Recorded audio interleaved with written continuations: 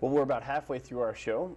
This is The Watchful Citizen. I'm your host, Josh Cramer, and today we have with us from Washington, D.C., the Executive Director of Equal Justice USA, Shari Silberstein, and we're talking about the death penalty, and we're also talking a lot about why her organization is in town today, meeting with Nebraskans against the death penalty and trying to help the organization strategize for the upcoming legislative session.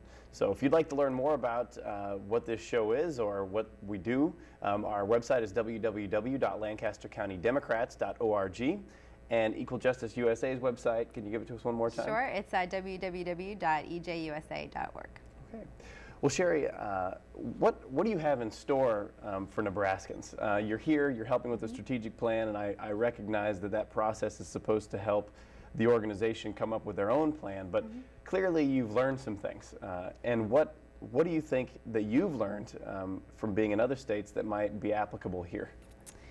Well, I think it goes back to a little bit about what I said earlier about sort of why people are starting to change their minds on the death penalty. And you know, what we've learned from working in other states is that, in fact, more people kind of want a way to get out of the death penalty than there are people who really want to keep it. I mean, there's always a small vocal minority that just kind of cling on to the final threat of the death penalty. But in reality, most people see it as, you know, either a morally difficult issue or just practically not effective, and they just don't necessarily know how to let go of it. And so I think we've learned a lot about how to give people the tools and the messages to let go of it. And so that's something that, you know, I think we're excited to share with the folks at NADP. But also I think the strategies and the tactics that have worked in other states, which is really, you know, this is a grassroots movement. And I think it's been a grassroots movement here in Nebraska, and it's also been a grassroots movement in other states where you have the conversations happening in church basements and civic clubs and Rotary clubs and school auditoriums. And, you know, this isn't about an elite group that's just lobbying in the Capitol. This is about something that's happening out in the community where people are seeing firsthand that the system is broken, and helping that groundswell to be heard. So. Well, one thing's for sure, Nebraskans Against Death Penalty is no elite group. I don't think very many people would say that about a group of very dedicated activists who've been working for 24 years is how long the organization has been around. One of the things that the group ran into, I mean, in reading the paper, there was a lot of support, letters to the editor. There were papers out in western Nebraska who wrote op-eds opposing the death penalty. The Lincoln Journal-Star came out against the death penalty, and some other papers.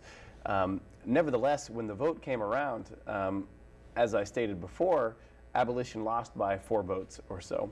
And our governor stepped up, and our attorney general stepped up, and were very vocal about supporting the death penalty. What's your message to the governor and the attorney general? They're out of step. I mean, the death penalty, the abolition, the train has left the station. The death penalty is dying. It's going to go. And like I said before, the people who are kind of holding on for dear life are a shrinking minority. And it seems clear that the governor and the attorney general are part of that shrinking minority. And you know, in the end of the day, they're not going to be able to hold on to something that has clearly been proven to be a failure. Well, nevertheless, as soon as they spoke out, you know, we saw some senators change their mind. How does the organization address that when we need to get to the governor's sensibility? You know, his conscience. It seems to me it's a visceral longing for the death penalty. How do we get to that level with an elected official when we don't have a personal relationship? Well, I think there are people in the elected official community that has a personal relationship, even if you don't necessarily directly.